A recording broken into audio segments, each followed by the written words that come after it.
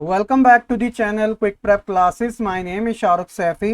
बच्चों, आज की इस वीडियो में हम बात करने वाले हैं आपके पॉलिटिकल साइंस का जो 24 को एग्ज़ाम होने वाला है। इस एग्ज़ाम से रिलेटेड मोस्ट इम्पॉर्टेंट आपके जो मैप है, जी हाँ बच्चों, मैप सीरीज़ में आपको करवा रहा हूँ। ऑलरेडी मैंने आपको पहले भी कराई थी, बट ये वीडियो जो है वो थोड़ी बहुत अपडेटेड है, यानी कि मैंने आपको कुछ क्वेश्चन मैप सीरीज में और ज़्यादा इंक्लूड करके दिए हैं आपके एग्ज़ाम के पर्पज से, क्योंकि ये आपका फाइनल एग्ज़ाम है।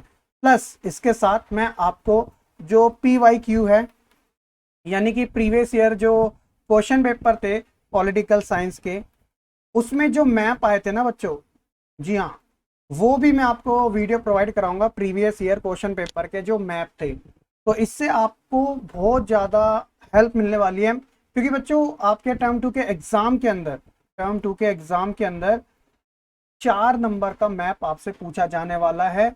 और ये काफ़ी ज़्यादा नंबर होते हैं जब बात 40 नंबर की आती है, और हर एक बच्चे को करना चाहिए मेरे हिसाब से, ठीक है, कोई गारंटी नहीं लेगा। तो चलिए फिर शुरू करते हैं आज की इस वीडियो को। और छोटी सी इन्फॉर्मेशन और समझ लीजिएगा, चाहे वो कंटेंट हो, फिर चाहे वो क्वेश्चन आंसर हो, फिर चाहे वो आपका सैंपल क्वेश्चन पेपर हो, या फिर आपका प्रैक्टिस हो, पॉलिटिकल का सारा सिलेबस डिस्क्रिप्शन एक बार चेक कर लेना, और आपको इधर उधर देखने की जरूरत नहीं पड़ेगी, ठीक है।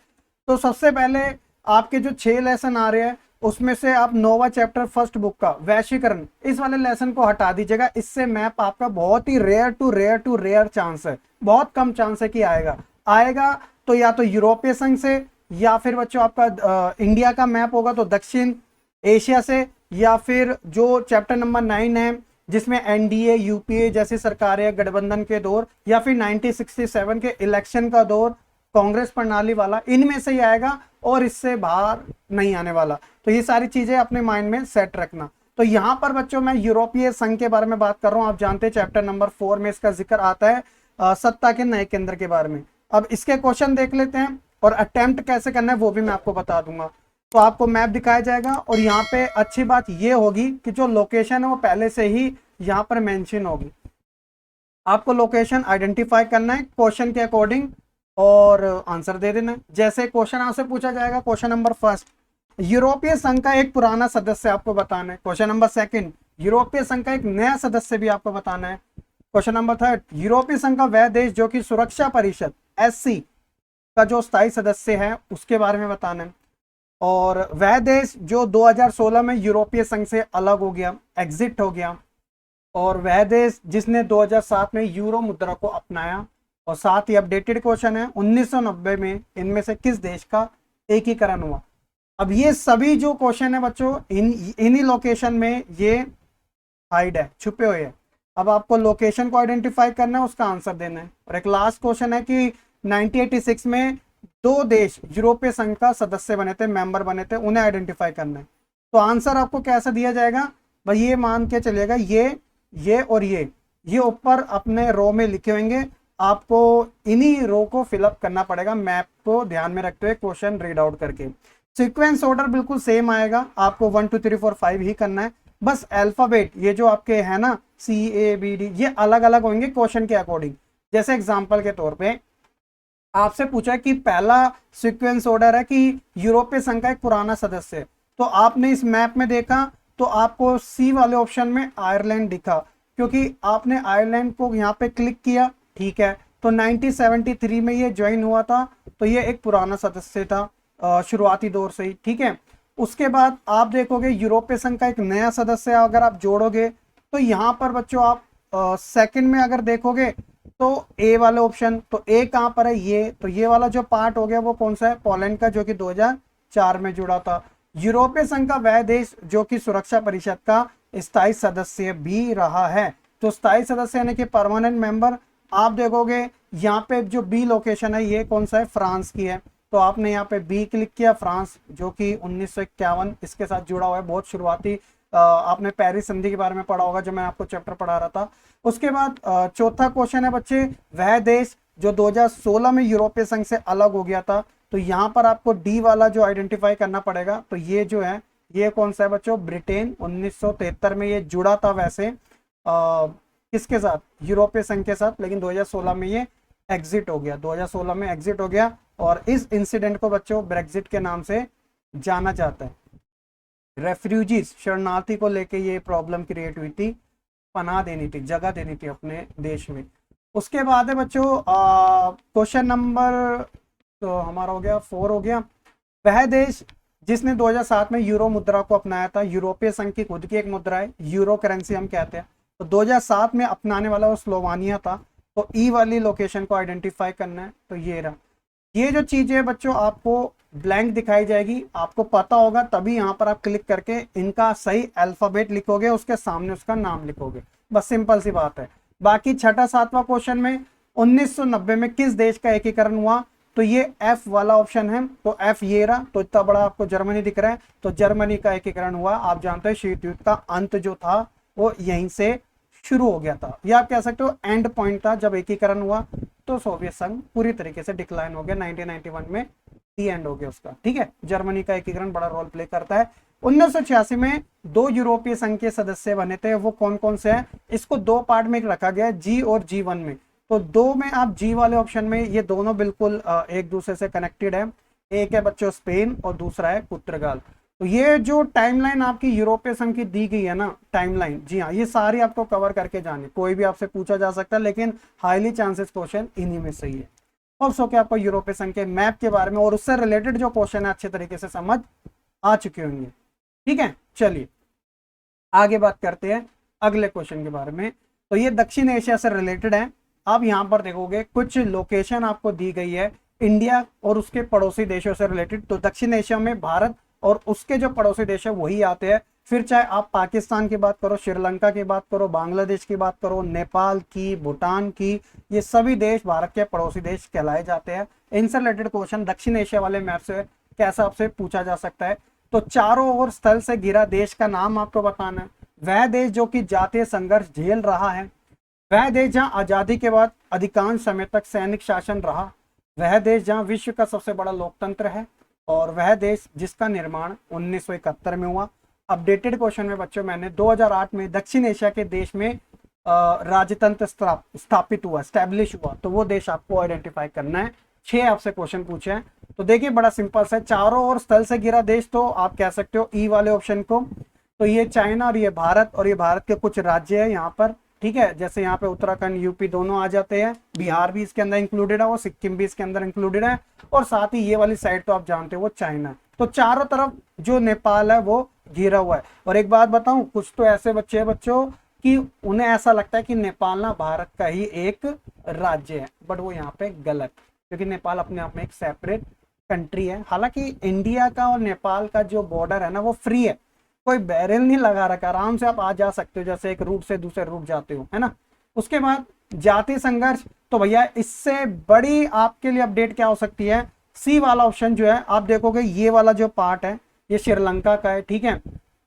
तो यहाँ पे सिंगली समुदाय और लिट्टे समुदाय में हमेशा से जातीय संघर्ष देखने को मिला, लेकिन अभी करंट यहाँ की जो सिचुएशन श्रीलंका की, काफी ताजा खबरें मैंने आपसे क्वेश्चन में भी पूछा था कि देखिए वहां के जो प्रधानमंत्री हैं, उन प्रधानमंत्री का नाम मैं आपको बता देता हूँ, महिंद्रा राजपक्षे, महिंद्रा राजपक्षे। तो ये वहां के प्रधानमंत्री है, उन्होंने यहाँ से क्या दे दिया, इस्तीफा भी दे दिया।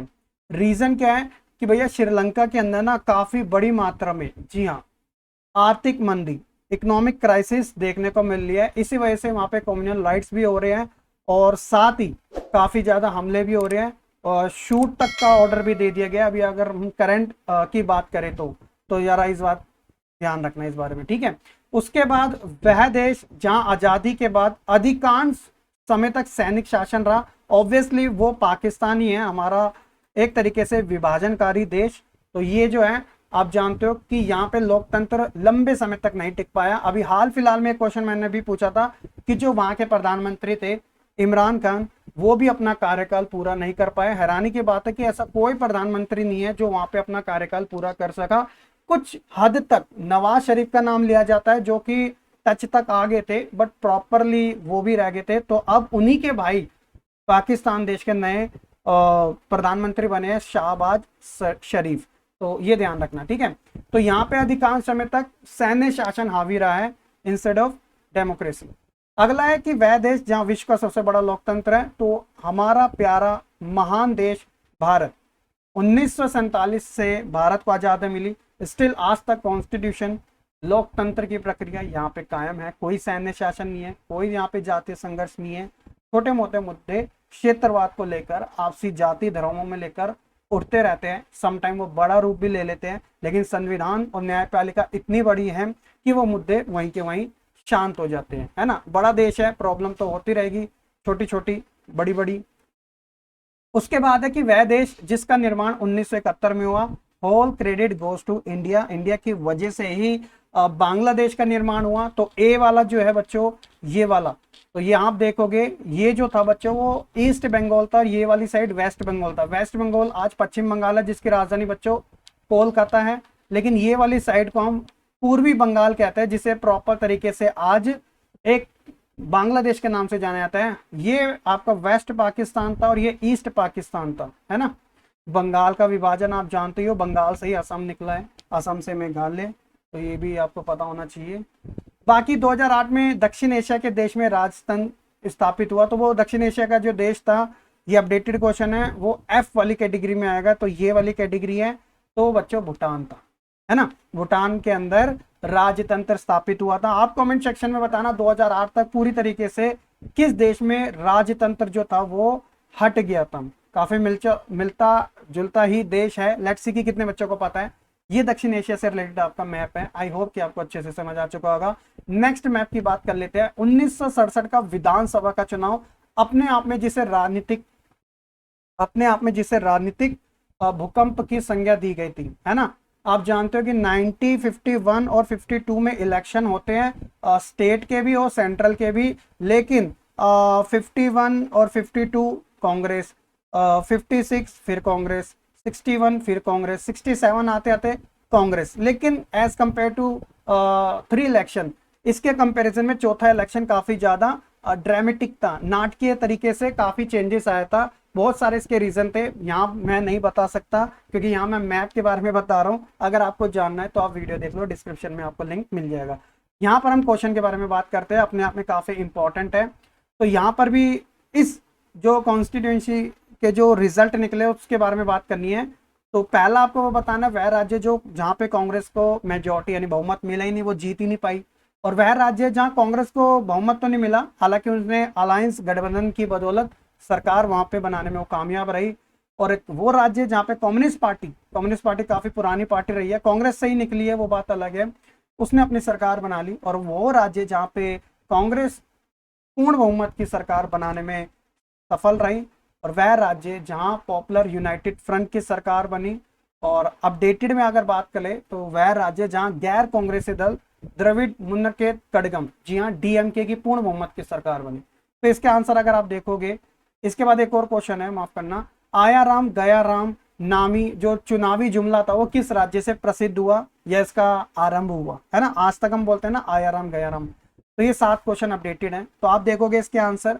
पहले वाला आंसर, वह राज्य जहाँ कांग्रेस को बहुमत ही नहीं मिला, तो वो वेस्ट बंगाल था। ये रहा आपका वेस्ट बंगाल, तो बी वाला ऑप्शन पे आप क्लिक कर दोगे।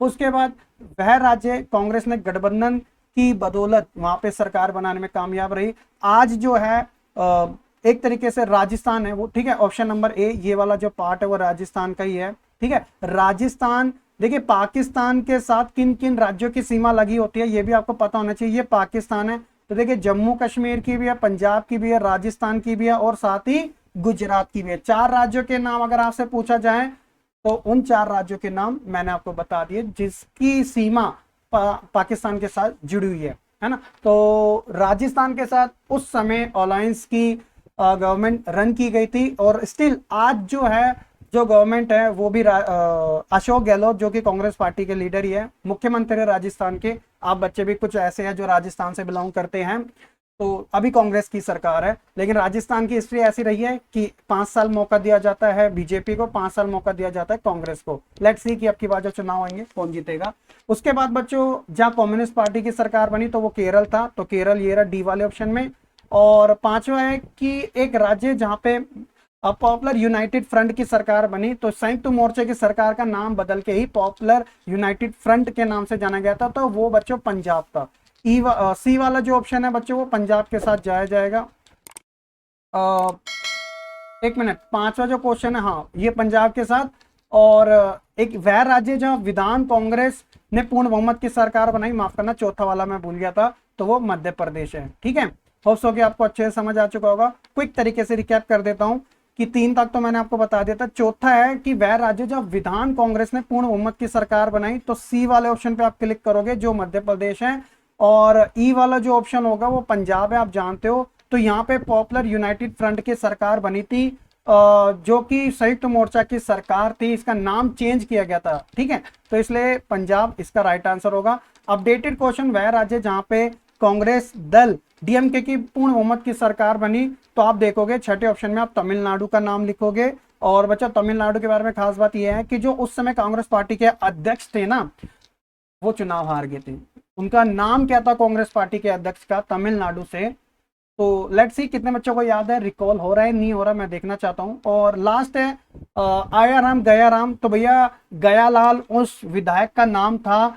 यहीं से ये चुनावी जुमला जो है काफी प्रसिद्ध हुआ, और आज तो भर भर के देखने को मिलता है क्योंकि गठबंधन का दौर है। तो उन्होंने क्या किया, पहले वो कांग्रेस में थे, देन वो पॉपुलर यूनाइटेड फ्रंट में गए, फिर वो कांग्रेस में, फिर वो पॉपुलर यूनाइटेड फ्रंट में गए। आया गया, तो इस वजह से इस चुनावी जुमले का नाम आया राम गया नाम रखा गया। हरियाणा के विधायक थे, तो हरियाणा बिल्कुल पंजाब के बगल में, जी वाला ऑप्शन दिल्ली से टच में है, तो इसलिए ऑप्शन नंबर जी जो है इसका करेक्ट आंसर है। होप्स हो कि 1967 का जो विधानसभा का चुनाव से रिलेटेड आपके जो क्वेश्चन है वो अच्छे तरीके से क्लियर हो चुके हैं।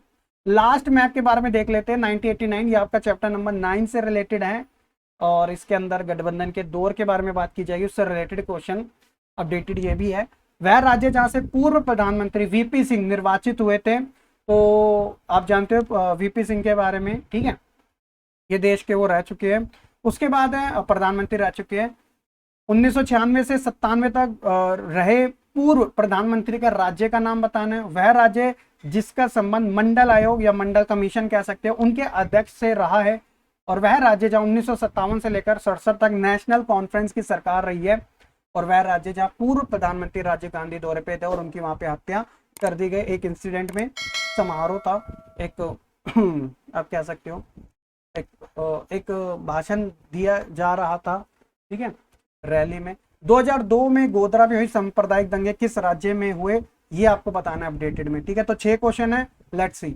अल्फाबेटिक ऑर्डर में अगर हम देखें तो सीक्वेंस वंस के अकॉर्डिंग जो बी वाला ऑप्शन है, तो ये वह राज्य जहां से पूर्व प्रधानमंत्री वीपी सिंह 1991 की बात हो रही है, ये प्रधानमंत्री बने, तो ये उत्तर प्रदेश की बात हो रही है। ठीक है, उसके बाद अगर बात करी जाए तो बच्चों जून 1996 से 1997 तक तो वो कर्नाटका के थे, और कर्नाटका के जो प्रधानमंत्री थे HV देवगौड़ा उनका नाम है।